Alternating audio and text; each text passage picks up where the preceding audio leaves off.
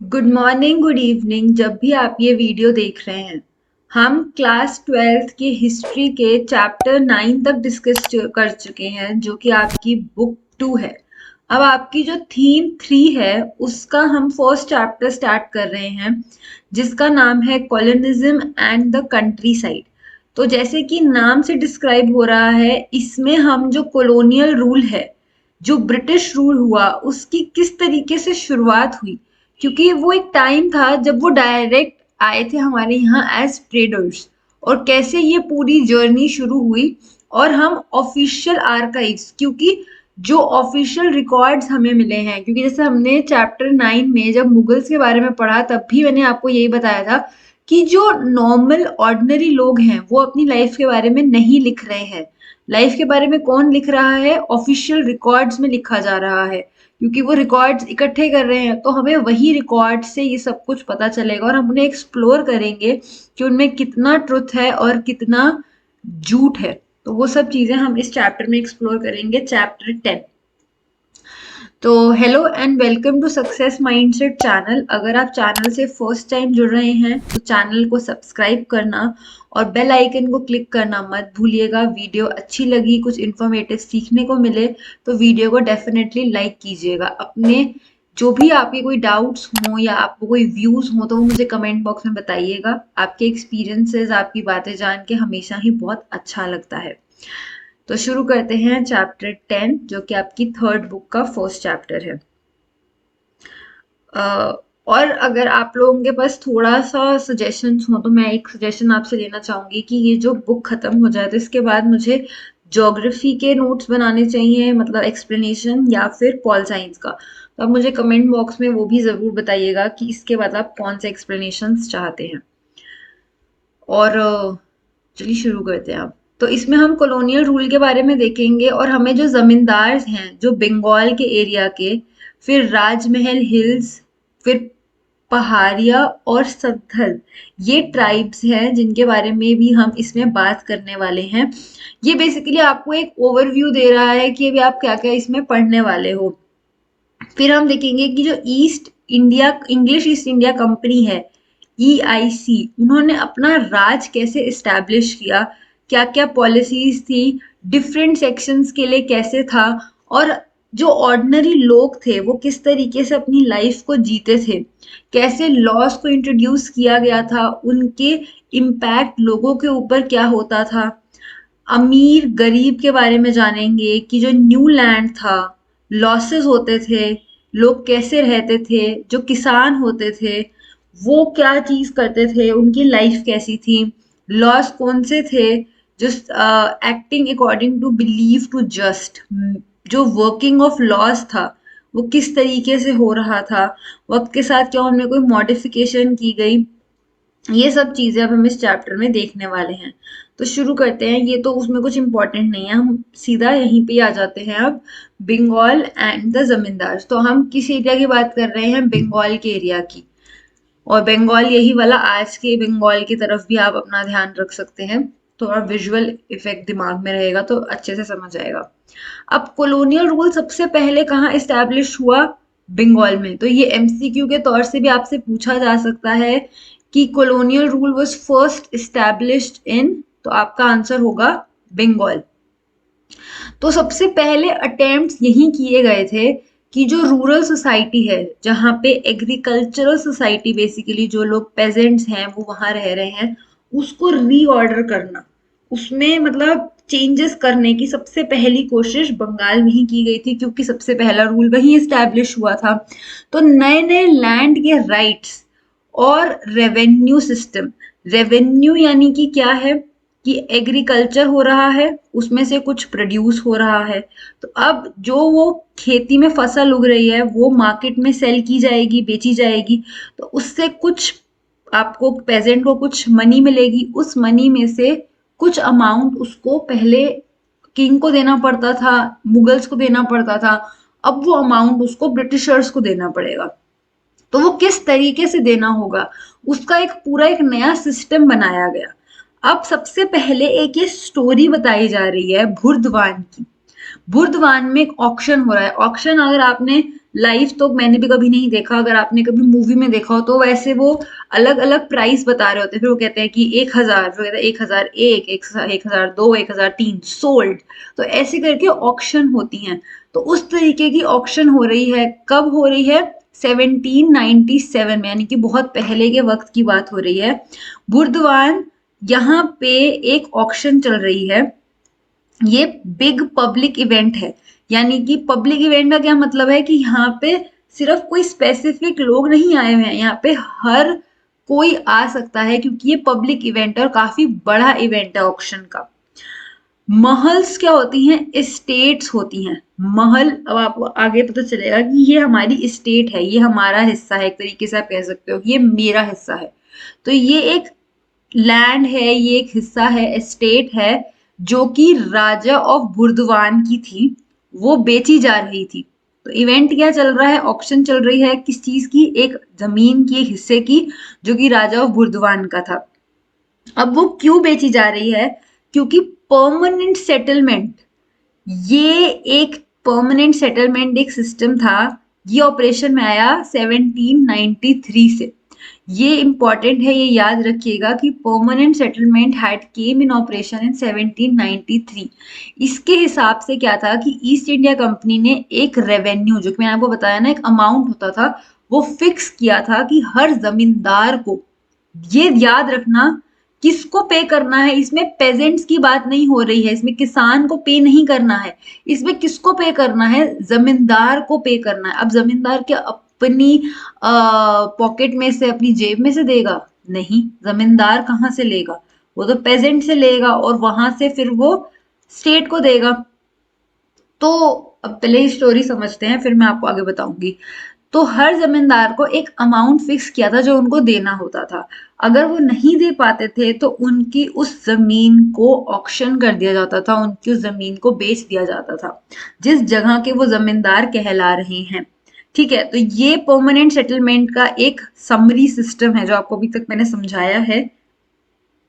अब जो फेल हो गया पे करने में, उसकी जमीन को ऑक्शन किया जाता था ताकि रेवेन्यू को रिकवर किया जा सके। और यही चीज बुर्दवान के राजा के वहां पे भी हो रही थी।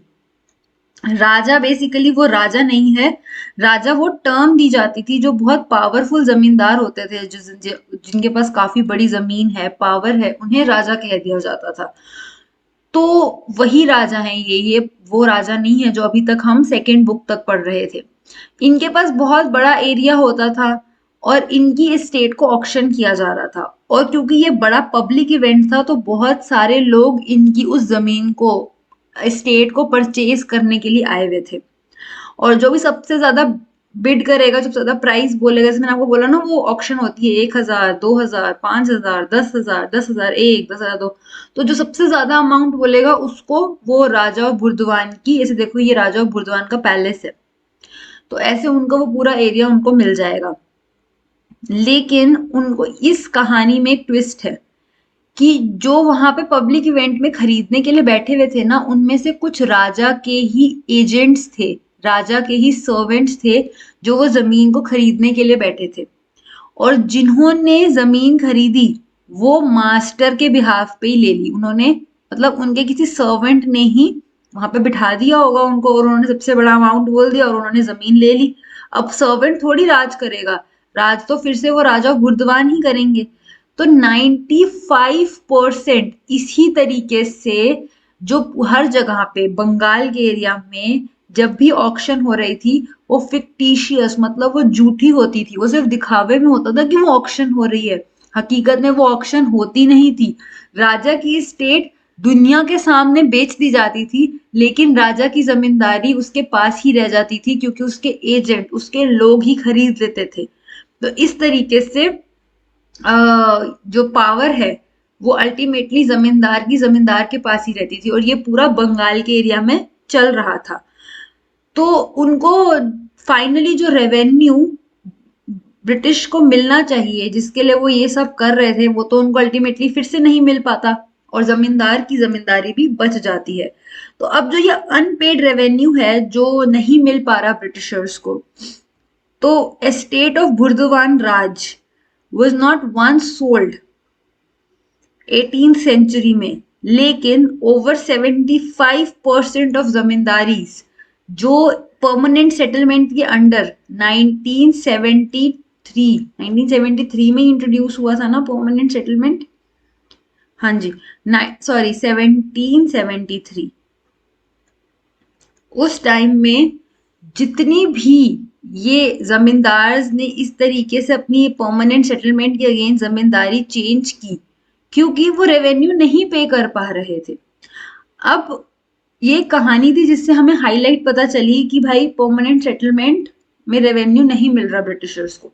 अब रेवेन्यू आया कैसे था ये परमानेंट सेटलमेंट का सिस्टम? तो परमानेंट सेटलमेंट ब्रिटिशर्स ने जब बंगाल पे कंट्रोल किया तो उन्होंने कॉन्क्वेस्ट ऑफ बंगाल के बाद ये प्रॉब्लम कि वो रेवेन्यू कैसे इकट्ठा करेंगे उसको सॉल्व करने के लिए परमानेंट सेटलमेंट इंट्रोड्यूस किया 1770s के टाइम में, क्योंकि 1773 की बात कर रहे हैं हम, तो 1770s में जो रूरल इकोनॉमी थी, यानी कि जो एग्रीकल्चर, जो गांव के एरिया की इकोनॉमी थी बंगाल की, वो क्राइसिस में थी। वहां पे फेमाइन आ रहा था, डिक्लाइन ऑफ एग्रीकल्चर आउटपुट, जो वहां के खेत थे उनमें उतना आउटपुट नहीं था, लोगों के पास खाने को पैसे नहीं थे, फेमाइन था, भूखमरी आ रखी थी, इतना बुरा हाल था बंगाल में। ऑफिशियल्स को लगा कि एग्रीकल्चर जो है रूरल एरिया का जो व्यापार है, ट्रेड है एंड रेवेन्यू रिसोर्सेज हैं, वो स्टेट डेवलप कर सकती है।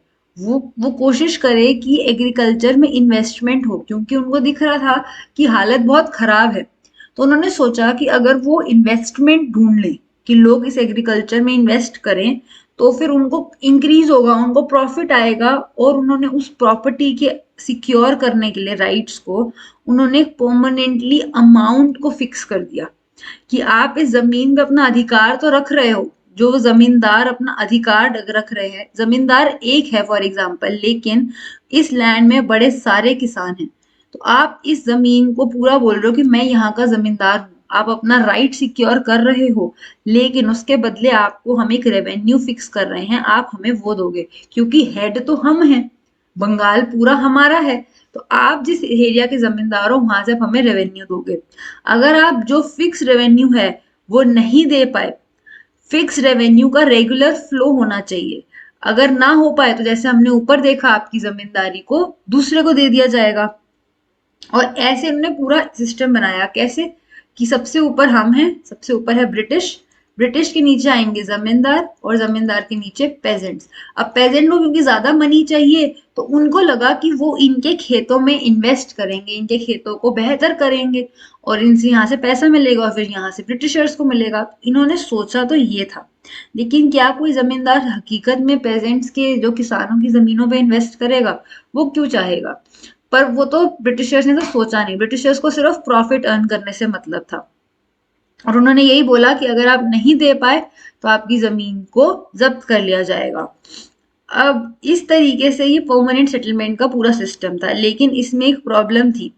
हाउएवर इन आइडेंटिफाइंग इंडिविजुअल्स, उनको तो समझ आ गया कि हमें अभी जमींदार का केस नहीं आया, अभी तो कहानी चल रही है।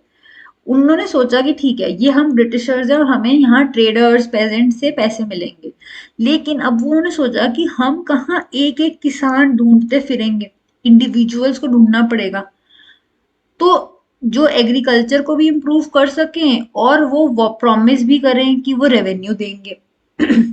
अब एक एक किसान के पास हम जाएंगे, हम वहां पे रेवेन्यू फिक्स करेंगे, हम ये कैसे करेंगे?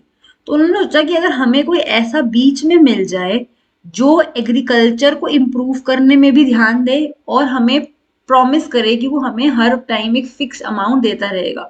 तो काफी डिबेट हुई और उसके बाद परमानेंट सेटलमेंट किसके साथ हुई? राजाज, जो कि तालुकदार थे बंगाल के, जो कि जमींदार आप कह रहे हो ना जिनको राजा कहा गया, जो बहुत पावरफुल है, उनके साथ ब्रिटिशर्स ने ये तरीका किया।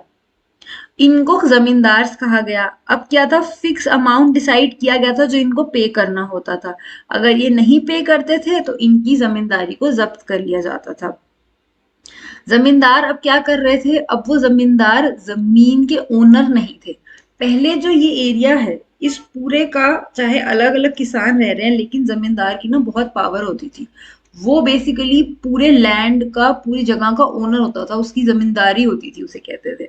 लेकिन अब वो सिर्फ एक रेवेन्यू कलेक्टर बन गया था, वो सिर्फ यहाँ से पैसे इकट्ठे कर रहा था और कुछ हिस्सा खुद के पास रख के बाकी वो ब्रिटिशर्स को दे रहा था। तो इस तरीके की उनकी पावर रह गई थी।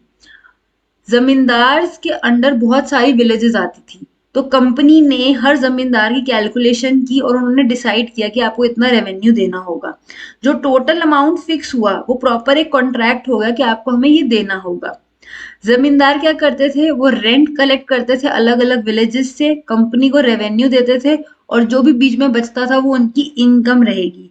यही बात कंपनी ने एक्सपेक्ट की थी और उन्होंने कहा कि आपको हमें रेगुलरली देना होगा, अगर आप नहीं दोगे तो आपकी जमीन को हम ऑक्शन कर देंगे। ये पूरा परमानेंट सेटलमेंट में सिस्टम चल रहा था। अब जमींदार डिफॉल्ट कर क्यों रहे थे, कि कौन जमींदार चाहेगा कि उसकी जमीन का ऑक्शन हो जाए। लेकिन राजा जो थे बुर्दवान के, ये अलग अलग 75% हम कह रहे हैं कि ऐसे जमींदारी चेंज हो रही थी। तो वो डिफॉल्ट कर क्यों रहे थे, वो पेमेंट आखिर टाइम पे दे क्यों नहीं रहे थे। ऑफिशियल्स ने क्या सोचा कि भाई जमींदार तो इतने पावरफुल हैं, ये तो हमें हमेशा रिटर्न दे ही देंगे अपनी इन्वेस्टमेंट की, और वो स्टेट को, जो अपने एरिया है उसको इम्प्रूव भी करेंगे। परमानेंट सेटलमेंट पर ऐसा हो ना पाया, फेल हो गई पेमेंट और अनपेड बैलेंस एक्यूमुलेट हो गया। जमींदार को जितना अमाउंट देना था, फॉर एग्जांपल उनको हर दिन, हर कुछ पर्टिकुलर टाइम में 1 लाख रुपए देने थे, लेकिन वो 1 लाख की जगह उन्होंने कुछ भी अमाउंट नहीं दे पाए, या उन्होंने सिर्फ 50,000 रुपीज दिए। तो ऐसे करके जो बैलेंस था वो एक्यूमुलेट होता गया, डिफरेंस बढ़ता गया। और ये रीजन क्या था कि वो क्यों नहीं दे पा रहे थे, क्योंकि फेलियर हो रहा था। पहला रीजन, अब ये क्वेश्चन बहुत इंपॉर्टेंट है, ये क्वेश्चन आ सकता है कि what were the reason of the defaulted of payments by zamindar, या फिर reason of failure of payment, या उनके स्टेट्स में वो क्यों फिक्स्ड जो रेवेन्यू था वो कंपनी को नहीं दे पा रहे थे। ये कोई भी क्वेश्चन हो तो उसका यही आंसर होगा, और इसका आंसर का सबसे पहला पॉइंट होगा कि जो डिमांड, जो फिक्स किया गया था अमाउंट, वो पहले ही इतना हाई था, तो वो पे करना बहुत मुश्किल हो रहा था। अगर डिमांड जो उन्होंने सोचा कि परमानेंट है, परमानेंट सेटलमेंट का मतलब क्या है, फिक्स रहेगा अमाउंट, तो ब्रिटिशर्स ने सोचा कि अगर हम कभी भी नहीं बढ़ा पाएंगे, इसीलिए हम शुरू में ही बहुत ज्यादा रख दें। तो उन्होंने इतना ज्यादा अमाउंट रख दिया कि वो पे करना बहुत मुश्किल हो रहा था। ठीक है, और उसका सारा बर्डन जमींदार के ऊपर आ रहा था। और दूसरा रीजन ये था कि एग्रीकल्चर प्रोडक्शन, जो फसल उग रही थी, वो डिक्लाइन हो गई। और जो मार्केट में पैसे मिल रहे, जैसे सपोज आप लोगों को 1 kg टोमेटो के प्राइस पहले आपको 20 रुपीज मिल रहा था, लेकिन अब उसका डिक्लाइन हो गया, अब आपको सिर्फ 10 रुपीज में मिल रहा है। तो फार्मर को नुकसान हो रहा है। जब फार्मर को लॉस हो रहा है तो वो जमींदार को क्या देगा, और जब जमींदार को कुछ नहीं मिलेगा तो वो ब्रिटिशर्स को क्या देगा। तो ये पूरी आप क्रोनोलॉजी समझ रहे हैं। तो ऐसे करके वो लॉस हो रहा था, वो पे नहीं कर पा रहे थे। तो पहले ही उन्होंने अमाउंट इतना ज्यादा रखा कि वो दे नहीं पा रहे। दूसरा, एग्रीकल्चर प्रोडक्शन में डिक्रीज हुआ, डिक्लाइन हुआ, कि कोई फसल उग ही नहीं रही। पहले एक एरिया में सपोज 1 क्विंटल उग रहा था, अब वहां पे उससे आधा उग रहा है, क्योंकि उतनी एग्रीकल्चर प्रोडक्शन ही नहीं हो रही। और तीसरा रीजन है कि प्राइस भी गिर गए, प्राइजेस रोज, प्राइजेस बढ़ गया चीजों के, तो वो भी बहुत मुश्किल हो रही थी। सेकंड था कि high demand was imposed in 1790s। Demand बहुत बढ़ गई थी। Agriculture produce was depressed, prices of agriculture produce were depressed. यहाँ पे प्राइजेस रोज क्यों लिखा है, क्योंकि सेकंड पॉइंट में यहाँ लिखा है, और जो फैक्ट था कि एग्रीकल्चर प्रोड्यूस, जो भी मैंने आपको बताया ना कि वो प्राइसेस डिक्रीज हो गए थे। तो रायट्स जो थे, जो फार्मर्स थे, वो जमींदार को ही नहीं पे कर पा रहे थे अमाउंट, तो फिर वो ब्रिटिशर्स को जमींदार कैसे पे करेगा। तीसरा पॉइंट इसमें ये आता है, आप इसको चौथा भी बना सकते हो, अगर आप इसको थर्ड, सेकंड पॉइंट बना लो तो ये थर्ड हो जाएगा, ये फोर्थ हो जाएगा। रेवेन्यू वॉज इनवेरिएबल, कि मतलब वेरिएबल क्या होता है कि वो वक्त के साथ वेरी कर जाए, बट वो इनवेरिएबल था, वो फिक्स था, बिल्कुल भी परमानेंट था। तो वो आपको पंचुअली पे करना है। जैसे मतलब सनसेट लॉ था कि अगर सूर्य अस्त हो गया, सन सेट हो गया और आपने पे नहीं किया तो ओवर। आपको उस टाइम तक पेमेंट करनी ही करनी, अगर नहीं किया तो आपकी जमींदारी को ऑक्शन कर देंगे। तो ये फिक्स था बिल्कुल। अरे कभी ऐसा हो सकती है, बहुत सी चीजें हो सकती है, लेकिन नहीं, इनका सनसेट लॉ था वो बिल्कुल फिक्स था। फोर्थ पॉइंट है परमानेंट सेटलमेंट की जो पावर थी। जमींदार ना पहले बहुत पावरफुल हुआ करते थे। जमींदार जस्टिस करना, कोई डिस्प्यूट हो जाए वो करना, वो लोगों को लोन दिया करते थे, उनके पास अपने खुद के लोग होते थे एज अ, मतलब उनकी जो पीछे ट्रूप्स होती थी उनके पास बहुत सी पावर होती थी। लेकिन अब क्या हुआ था, अब जमींदार की ना पावर एक रेवेन्यू इकट्ठा करना, बस उतनी ही रह गई थी। तो पावर ऑफ जमींदार वो सिर्फ रेंट फ्रॉम रायत, जो फार्मर्स से पैसा इकट्ठा करना है, बस उतनी ही रह गई थी, उनकी पावर भी कम हो गई थी। तो 4 से 5 पॉइंट्स यहाँ बनते हैं जो मैंने आपसे डिस्कस किए, और ये बहुत इंपॉर्टेंट क्वेश्चन आ सकता है। कंपनी ने रिकग्नाइज किया कि जमींदार बहुत इंपॉर्टेंट है, पर वो चाहते थे कि वो ब्रिटिशर्स के अंडर रहें, तो इसीलिए उन्होंने उनकी अथॉरिटी को खत्म कर दिया। क्योंकि जमींदार अगर पावरफुल रहेंगे तो फिर ब्रिटिशर्स की पावर कम हो जाएगी ना। अगर जमींदार के पास अपना जस्टिस देने का अधिकार है, लोन देने का अधिकार है, उनके पास अपनी ट्रूप्स हैं, तो फिर ब्रिटिशर्स को डर था कि यार ये हमसे ज्यादा पावरफुल हो जाएंगे, तो इसलिए उन्होंने इनकी पावर्स को कम कर दिया, कंट्रोल करना शुरू कर दिया। तो जमींदार की जो ट्रूप्स होती थी उनको डिसबैंड कर दिया कि अब उनके पास अधिकार नहीं था अपनी ट्रूप्स रखने का। उनके जो कस्टम ड्यूटीज थी, जो वो ड्यूटीज लगाया करते थे, वो भी अबॉलिश कर दी। पहले ये अधिकार होता था जमींदार को कि वो कस्टम ड्यूटी लगा सकता है, अपना खुद का कचहरी चलाते थे वो, कि किसी के बीच में लड़ाई हो गई तो जमींदार सुलझा रहा है। लेकिन ये सब कुछ अब ब्रिटिशर्स ने बंद कर दिया, अपने खुद के सुपरवाइजर्स को बिठा दिया, जो लड़ाई होगी वो सुपरवाइजर सुलझा रहा है। तो ब्रिटिशर्स ने जमींदार की जो पावर थी वो लोकल लेवल पे बिल्कुल खत्म कर दी, और अब वो सिर्फ उन्होंने अलग अलग जो ब्रिटिशर्स के लोग थे उनको बुला लिया। जैसे अगर कोई जस्टिस करना है तो अब वो ब्रिटिशर्स के लोग आ गए, हर चीज में अब ब्रिटिशर्स का कंट्रोल होने लग गया और जमींदार की पावर कम होने लग गई। और धीरे धीरे इन सारी प्रॉब्लम्स के कारण राजा रेवेन्यू पे नहीं कर पा रहे थे, और कंपनी के जो ऑफिशियल्स थे वो जमींदारी के ऊपर अपना अधिकार जमाते थे। अब उनसे ऊपर वो होते थे और सारी पावर अब ब्रिटिशर्स के पास होती थी। जो ब्रिटिशर्स के भेजे हुए लोग हैं अब वही मेन अथॉरिटी रखते थे। धीरे धीरे ऐसा हुआ कि जमींदारों को पे नहीं कर पाए अमाउंट, और उनकी जमींदारी को ऑक्शन किया जाने लगा। अब जब रेंट कलेक्शन की बारी आई, जब रेवेन्यू डिसाइड हो गया सब कुछ, तो ऑफिसर ऑफ जमींदार, यूजुअली अमला, came around the village. But rent collection भी एक बहुत बड़ी प्रॉब्लम थी, क्योंकि कभी कभी हार्वेस्ट ही नहीं हुई अच्छी, उनको दाम ही नहीं मिला, उनके पास पैसे ही नहीं है, तो रायट्स पे नहीं कर पाते थे। दूसरा था कि कभी कभी वो जान के नहीं पे करते थे पेमेंट, कि भाई जमींदार की ऑक्शन हो जाएगी जमींदारी, उनको पता था, तो वो कभी कभी जान के नहीं करते थे। तीसरा केस ये था कि जो रिच रायट्स थे, अब सारे किसान गरीब नहीं थे, कुछ रिच रायट्स भी थे, वो क्या करते थे, उनको जमींदार बिल्कुल अच्छे नहीं लगते थे। तो रिच रायट्स और जो विलेज हेडमैन होते थे वो बहुत खुश होते थे जब जमींदार ट्रबल में होता था। तो जमींदार देयरफॉर अपनी पावर एक्सर्ट नहीं कर पाता था और वो डिफॉल्ट कर जाता था। और ये कहा जाता है कि 1789 में, जब 1980 में जब बुर्दवान का जो हमने ऊपर एग्जाम्पल देखा, उसमें अलोन 30,000 सूट्स पेंडिंग थे। रेंट पेमेंट के उनकी जो प्रॉब्लम्स थी उसके अगेंस्ट वो पेंडिंग पड़े थे, क्योंकि लोग इतने परेशान भी थे।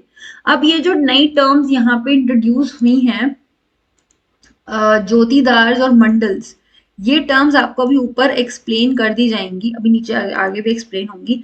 लेकिन आप ये याद रखो कि जो ज्योतिदार्स है वो विलेज के पावरफुल लोग हैं और वो लोगों के साथ रह रहे हैं। उन्हें आप रिच रायट्स भी कह सकते हो, वो किसान हैं लेकिन वो अमीर हैं। उनके नीचे हैं वो रायट्स जिनके पास उतना पैसा नहीं है, शायद अपनी लैंड भी नहीं है, वो बहुत परेशान हैं। और इन सब के ऊपर टेक्निकली जमींदार है, लेकिन ज्योतिदार जमींदार से उनके एक कहते हैं ना, उनको पसंद नहीं है वो, और उस चक्कर में वो चाहते नहीं है कि टाइम से पेमेंट हो, और वो जमींदार को ट्रबल में देख के खुश होते हैं। ये अभी तक की टर्म्स हैं। अब ज्योतिदार कौन है, और उनका राइज होने लगा। जब जमींदार ने 18th सेंचुरी में उनको क्राइसिस फेस होने लगा, तो जो अमीर किसान थे उनकी पोजीशन बढ़ने लगी। जब फ्रैंकोइस बुचमैन जिन्होंने सर्वे किया नॉर्थ बंगाल में, तो उन्होंने ये कहा कि जो रिच पेजेंट्स हैं, जिनको जोतीदार्स कहा जाता है, मैंने ऊपर भी कहा था ना, रिच रायट्स, उनकी पावर डिस्क्रिप्शन, उनका विविड ऑफ क्लास, उनको रिच पेजेंट्स कहा गया। जोतीदार्स जोतीदार्स के पास बहुत बड़ा लैंड था, 1000 एकर्स ऑफ लैंड, इमेजिन। और वो जो लोकल ट्रेड होता था वो भी करते थे, और लोगों को अगर पैसे उधार पे देने, और उनके पास काफी पावर थी, काफी बड़ा एरिया था, तो ऐसे लोग जिनके पास अपनी जमीन नहीं होती थी ना, वो इनकी जमीन, क्योंकि 1000 एकर्स ऑफ लैंड है, तो वो जो लैंडलेस लेबर है वो इनकी जमीन में आके काम किया करते थे। और जो भी इनका प्रोड्यूस होता था, laboured in the field handed over half of the produce to the jotedars after the harvest. तो जो इनकी जमीन पे पूरा काम करते थे, उसके प्रोड्यूस का हाफ ऑफ द प्रोड्यूस वो जोतीदार्स को दे दिया करते थे, तो इनकी बहुत बड़ी जमीन थी। अगर आप विलेज के अंदर बात करो, तो जमींदार से ज्यादा जोतीदार की पावर थी। जमींदार जो होते थे ये अर्बन एरिया, शहरों में रहते थे, लेकिन जोतीदार क्योंकि वो किसान ही हैं, तो वो विलेजेस में ही रहते थे, और क्योंकि वो लोगों के साथ रहते थे, तो उनका एक कंट्रोल था लोगों के ऊपर, लोग उनकी बात मानते थे। और जो कभी भी अगर जमींदार जमा, यानी कि जो उनके ऊपर टैक्स है या कर है वो बढ़ाता था, तो उसको रेजिस्ट करते थे कौन? जोतीदार। जमींदारी ऑफिशियल्स को प्रिवेंट किया जाता था कि वो अपनी ड्यूटीज ना कर सके ठीक से। कैसे? ये सब कुछ जोतीदार करते थे। जोतीदार चाहते नहीं थे कि जमींदार टाइम से पैसे इकट्ठे कर लें, टैक्स इकट्ठा कर लें, तो वो रायट्स को, किसानों को इकट्ठा कर लेते थे और उनको मना करते थे कि तुम टाइम पे पेमेंट मत करो। वो डेलिबरेटली जान के जमींदार को लेट पेमेंट किया करते थे। और कभी कभी जब जमींदार की जमींदारी ऑक्शन होती थी, तो जोतीदार होते थे जो उनकी जमींदारी को परचेज कर लिया करते थे, खरीद लेते थे। जोतीदार नॉर्थ बंगाल वाले एरिया में बहुत पावरफुल थे। इनको रिच पेजेंट माना जाता था, और ये विलेज के मुखिया, हेडमैन के तौर से भी थे, कमांडिंग फिगर थे, इनकी बात पूरा गांव मानता था। कुछ अलग एरियाज में भी, बंगाल में स्पेशली यही केस था कि उनकी पावर बहुत ज्यादा थी। अब ज्योतिदास को कहीं कहीं पे अलग अलग नाम से बुलाया जाता था, लेकिन पावर उनकी बहुत ज्यादा थी। कहीं पे मंडल, कहीं पे अलग अलग नामों से बुलाया जा रहा है, लेकिन इन्होंने जमींदारी अथॉरिटी की पावर को वीक किया, और इनकी पावर धीरे धीरे बढ़ने लग गई। अब आप इस मैप की ये जो डायग्राम है ना, ये बहुत इंपॉर्टेंट है, आप इससे समझने की कोशिश करो कि सबसे ऊपर है ब्रिटिश कंपनी, जो हम कंपनी की बात कर रहे हैं, ये रही ब्रिटिश ईस्ट इंडिया कंपनी। इसके नीचे जमींदार आ रहे हैं, इनके पास कंट्रोल है, एक नहीं बहुत सारी, एक से ज्यादा विलेजेस का, मोर देन वन विलेज इनके पास कंट्रोल है। ठीक है, ये अर्बन एरिया में रहते हैं, और ये अपनी पावर एक्सर्ट करने की कोशिश करते हैं गरीब किसानों पे। लेकिन वहीं जो किसानों के ऊपर ये पावर डाल रहे हैं, उनमें एक जोतीदार भी हैं। जोतीदार रिच रायत हैं, ये ट्रेड भी कर रहे हैं, लोगों को मनी उधार पे भी दे रहे हैं, और छोटे किसान इन लोगों के अंडर आते हैं। तो जो ये कह रहे हैं, इनकी बात ये लोग भी सुन रहे हैं, और ये लोग रूरल एरिया, जो गांव का एरिया है, वहीं रहते हैं। तो इनकी पावर, इनके ऊपर कंट्रोल ज्यादा है कंपेयर टू जमींदार।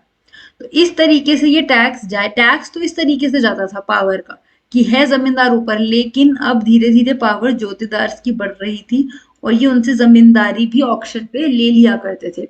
अब यहाँ पे जो लिखा है, एक बार हम ये भी पढ़ लेते हैं।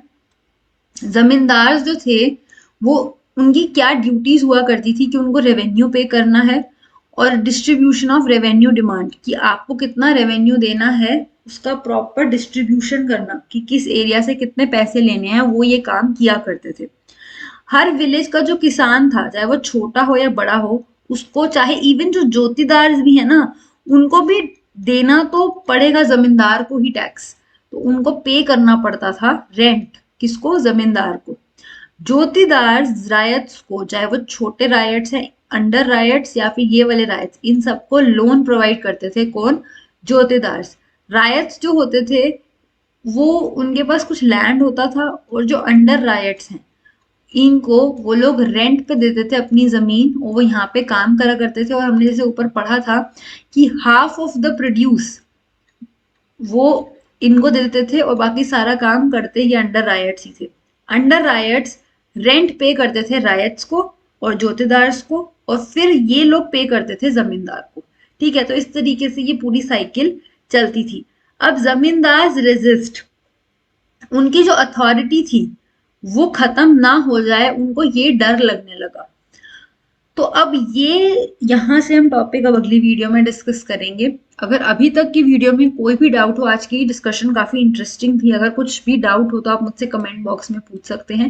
वीडियो अच्छी लगी, कुछ इन्फॉर्मेटिव सीखने को मिला, तो वीडियो को डेफिनेटली लाइक कर दीजिएगा। चैनल से फर्स्ट टाइम जुड़ रहे हैं तो चैनल को सब्सक्राइब करना और बेल आइकन को क्लिक करना मत भूलिएगा। आप लोगों के सपोर्ट से बहुत अच्छा लगता है। मिलती हूँ मैं अगली वीडियो में, तब तक के लिए keep learning and keep growing.